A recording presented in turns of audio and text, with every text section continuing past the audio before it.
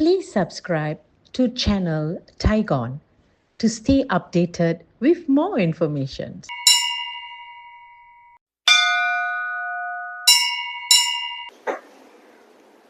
தில்லை அம்பலத்தை ஆள்கின்ற உமைபாகன் பொற்பாதம் போற்றி வணங்குவோம். திருச்சிற்றம்பலம். இந்த டைகான் சேனல் உறவுகளுக்கு அன்பு வணக்கம். நான் உங்கள் ஜோதிடர் சத்யதாஸ் கபிலன். இன்று நாம் பார்க்க போகிற பதிவு, உங்கள் லக்னமும் உங்களுடைய இஷ்ட தெய்வம், நீங்கள் எந்த தெய்வத்தை வணங்கினாக்கா உங்களுக்கு சிறப்பாக இருக்கும் அப்படின்றதுக்கான இது ஒரு பொதுவான பலன்கள். நீங்கள் லக்னத்தை வச்சு பார்க்கும்போது இது 100% உங்களுக்கு துல்லியமாக இருக்கும். ஏன்னா நம்மளுடைய குறை இல்லாமல் ஜாதகங்கள் எதுவுமே இல்லை. கடவுள் 12 பாவங்களையுமே சிறப்பாக வச்சு நம்ம எல்லாருமே யோகம்னு வச்சிடல. நஷ்டங்களும் லாபங்களும் சிறந்தது யோகம்னு இருக்கும். சில பேர் அப் அண்ட் டவுன்ஸ் பிறக்கும்போது யாராவது சமமாக பிறந்தாலும் உயர்வு தாழ்வு அப்படின்றது இயல்பான ஒரு விஷயமா இருக்குது. ஸோ அந்த உயர்வு தாழ்வும் நம்மளுடைய கர்மாவை பொறுத்து இருக்குது. ஸோ அந்த கர்மாவிலேருந்து நம்ம வெளியில் வர்றதுக்காகவும் நமக்கு துன்பங்களிலிருந்து விடுதலை பெறதுக்காகவும் நம்மளுடைய என்ன பண்ணலாம், எந்த தெய்வத்தை நம்ம வணங்கலாம், இஷ்ட தெய்வம்ன்றது அவங்க மனசுக்கு தோன்றது. அந்த மனசுக்கு தோன்றதே எந்த தெய்வமாக இருக்கும், அது எது சில பேர் கன்ஃபியூஸாக இருக்கும். எது இருந்தால் சிறப்பாக இருக்கும், எந்த தெய்வத்தை நீங்கள் அதிகமாக வணங்கினாக்கா சிறப்பாக இருக்கும் அப்படின்றதுக்கான ஒரு அறிமுகம் தான் இது. எல்லாருக்கும் குலதெய்வமும் ஒன்று இருக்கும். தயவு செய்து குலதெய்வத்துக்கு இதுக்கு சம்மந்தம் இல்லை. அத்தனை மக்களுமே உறவுகளுமே குலதெய்வத்தை கண்டிப்பாக வருஷத்துக்கு ஒரு முறையாவது நீங்கள் வணங்கணும்.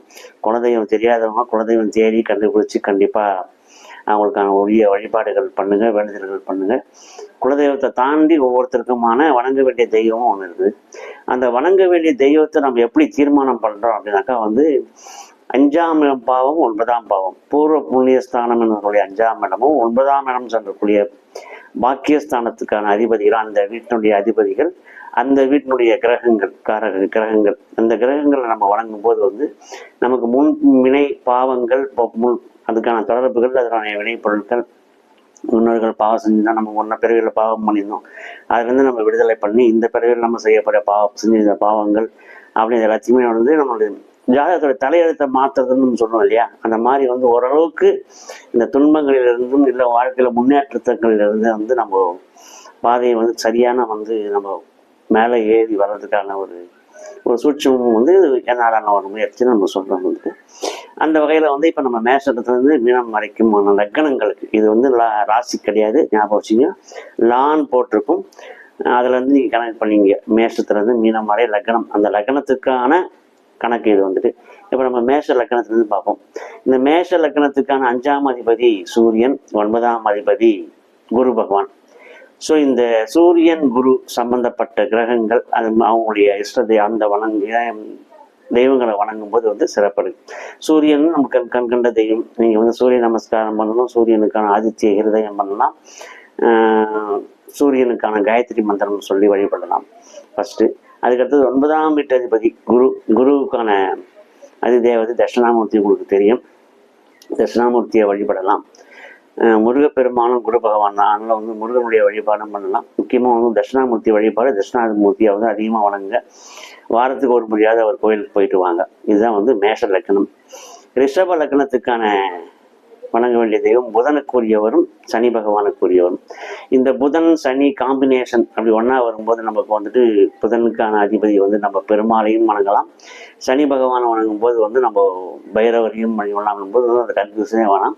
உங்களுக்கு அயக்கிரீவரை வழிபட உங்களுக்கு ரொம்ப சிறப்பாக இருக்கும். புதன் அயக்கிரீவர் அம்சம் உங்களுக்கு தெரியும்.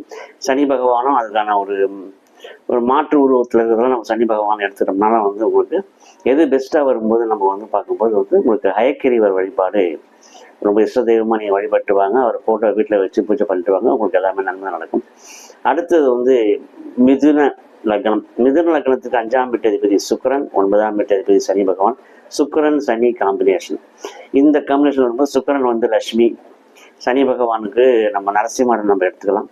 ஸோ லக்ஷ்மி நரசிம்மரை வழிபடுங்க, உங்களுக்கு எல்லாமே சிறப்பாக இருக்கும். லட்சுமி நரசிம்மர் ஃபோட்டோ வைங்க, அதுக்கான ஸ்லோகங்கள், அதுக்கான காயத்ரி மந்திரங்களை சொல்லிட்டு வாங்க. உங்கள் வாழ்க்கையில் திருப்பு முனைகள் நிறைய நடக்கும். கடக லக்னத்துக்கு 5ஆம் வீட்டு அதிபதி செவ்வாய், 9ஆம் வீட்டு அதிபதி குரு பகவான். ஸோ 5, 9 அந்த 9ஆம் வீட்டு அதிபதி குரு பகவான் 6ஆம் வீட்டுக்கும் வந்துடுறாரு. செவ்வாய் பகவான் வந்து கரெக்டாக வருவார் வந்து உங்களுக்கு. ஸோ அந்த கணக்கை நம்ம பார்க்கும்போது வந்து செவ்வாய்க்கான அதிபதி முருகன். முருகன் வழிபாடு முக்கியமாக வந்து மலை மேலே இருக்கிற முருகன் வழிபடுங்க, மயிலோடு இருக்கிற முருகனை வழிபட்டுவாங்க. குன்று இருக்கும் இடமெல்லாம் குமரன் இருக்கும் இடம். அதனால் வந்து மலை மலையாக நீங்கள் போயிட்டு விரதம் இருந்து முருகனை வழிபாட்டுவாங்க. முருகனுக்கு விரதம் இருங்க, எல்லாம் சிறப்பாக இருக்கும். அடுத்து வந்து சிம்மம். சிம்மத்துக்கு 5ஆம் வீட்டதிபதி குரு பகவான், 9ஆம் வீட்டதிபதி செவ்வாய் பகவான். குரு செவ்வாய் காம்பினேஷன். ஸோ வந்து வழக்கம் போல் வந்து அது முருகன் தட்சிணாமூர்த்தியாகவும் முருகனாகவே இருக்கிறதுனால வந்து நீங்களும் வந்துட்டு முருகன் வழிபாடு சிறப்பாக இருக்கும். போரில் வென்ற திருச்செந்தூர் முருகன், அது இல்லைனா கோபம் தெளிச்ச திருத்தணிகை முருகன், இவங்களை வந்து நீங்கள் சிறப்பாக சுவாமி மலை இருக்கக்கூடிய தகப்பன் சுவாமிகள் அந்த முருகன் நீங்கள் வழிபட்டு வரும்போது உங்களுக்கு ரொம்ப சிறப்பாக இருக்கும். அடுத்தது வந்து கன்னியா லக்னம். கன்னியா லக்னத்துக்கு 5ஆம் அதிபதி சனி பகவான். சனி சுக்கிரன் காம்பினேஷன். சனி சுக்கிரன் காம்பினேஷன் வரும்போது நம்ம ஏற்கனவே லட்சுமி நரசிம்மரை சொன்னோம். அதே மாதிரி சனி லட்சுமி நரசிம்மரையும் வழிபடலாம். அப்படி இல்லைனாக்கா வந்து ஸ்ரீரங்கம் ரங்கநாதரை வழிபட்டுவாங்க, உங்களுக்கு சிறப்பாக இருக்கும். நம்ம லட்சுமி தயாரும் வந்து சனிக்கு அதிபதியான சுக்கிர பகவான் வந்து ரங்கநாதரையுமே வந்து நீங்கள் ஸ்ரீரங்கம் ரங்கநாதர் ஃபோட்டோ வச்சு நீங்கள் வழிபட்டுவாங்க, ரொம்பவே சிறப்பாக இருக்கும். அடுத்து வந்து துலாம். துலாம் லக்னத்துக்கு 5ஆம் வீட்டதிபதி சனி பகவான் தான். 9ஆம் வீட்டதிபதி புதன் பகவான் தான். சனி புதன் காம்பினேஷன். ஸோ நீங்கள் அது வரும்போது வந்து கால பைரவரை வழிபட்டுவாங்க, உங்களுக்கு சிறப்பாக இருக்கும். துலாம் ராசிக்காரர்கள் கால பைரவர், சுக்கிரன் வந்து பெண் அப்படின்ற மாதிரி. அதனால் வந்து நீங்கள் இந்த காளிகள் இருக்காங்க பார்த்தீங்களா, வக்கரகாளி அம்மன், அவங்கள வழிபட்டு வந்தீங்கனாலும் வந்து உங்களுக்கு சிறப்பாக இருக்கும். அடுத்து வந்து விருச்சிகத்துக்கு 5ஆம் வீட்டதிபதி குரு பகவான், 9ஆம் வீட்டதிபதி உங்களுக்கு வந்து கரெக்டாக வந்து சிம்மம் சூரியன். ஸோ குரு சூரியன் காம்பினேஷன். வழக்கம் போல் வந்து சூரிய நமஸ்காரம், ஆதித்ய ஹிருதயம் பண்ணலாம். வந்து சூரியன் செவ்வாய் காம்பினேஷன் வரும்போது வழக்கம் போல் முருகர் வழிபாடு ரொம்பவே நல்லாயிருக்கும். உற்சகத்துக்கு வந்து சித்தர்கள் வழிபாடு, குரு சூரியன் காம்பினேஷன் வரும்போது சித்தர்கள் மகான்களுடைய வழிபாடு, உங்களுக்கு இஷ்டமான ஏதாவது ஒரு மகானை வழிபட்டு, இந்த பழைய முனிவர்கள்லாம் இருக்காங்க இல்லையா, அவங்க யாராவது ஒருத்தர் இஷ்ட குருமாரை ஏற்றுட்டு நீங்கள் அவங்கள வழிபட்டு வந்தீங்கன்னா அவங்களுக்கு ரொம்பவே சிறப்பாக இருக்கும். அடுத்து வந்து தனுசு லக்னத்துக்கு செவ்வாய் சூரியன் காம்பினேஷன். செவ்வாய் சூரியன் காம்பினேஷன் வரும்போது வந்து உங்களுக்கு அதே மாதிரி வந்து குரு பகவான், முனிவர்கள் சித்தர்கள் அந்த லைனில் வழிபடலாம், முருகரை வழிபடலாம். அதை பார்த்துங்க. மகரத்துக்கு வந்து சுக்கிரன் காம்பினேஷன் வரும். அண்ட் அகைன் புதன் பகவான் வரும். சுக்கிரன் புதன் காம்பினேஷன். 2 பேருமே மகரத்துக்கு வந்து 5, 9 அதிபதிகளாக வந்து 2 பேர் வருவாங்க. ஸோ வந்து லட்சுமி நரசிம்மர் ரொம்பவே நல்லாயிருக்கும். அயக்கிரியவர் 2 பேருமே நீங்கள் வணங்கலாம்.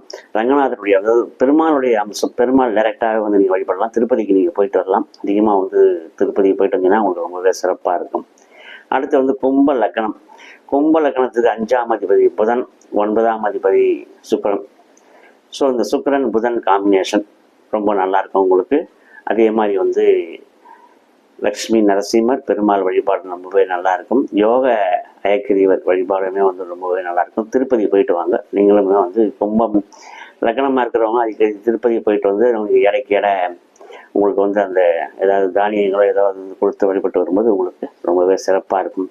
அடுத்து வந்து மீன லக்னத்துக்கு வந்து சந்திரன் 5ஆம் வீட்டதிபதி சந்திரன், 9ஆம் வீட்டதிபதி செவ்வாய். சந்திரன் செவ்வாய் காம்பினேஷன் வரும்போது வந்து வைத்தீஸ்வரன் கோயிலுக்கு வந்து அவர் முருகரையும் அந்த செவ்வாய்க்கையும் வந்து வழிபட்டு வைத்தீஸ்வரன் கோயிலை வந்து இஷ்ட தெய்வமாக வச்சு வழிபட்டு வந்தீங்கன்னா எல்லாமே ரொம்ப சிறப்பாக இருக்கும். எல்லாருக்கும் பிடிச்சிருக்குன்னு நினைக்கிறேன். கண்டிப்பாக எல்லோரும் பார்த்து ஷேர் பண்ணுங்கள், லைக் பண்ணுங்கள். மீண்டும் அடுத்த ஒரு பதிவோட பார்ப்போம், சந்திப்போம். திருச்சிற்றம்பலம். நன்றி, வணக்கம்.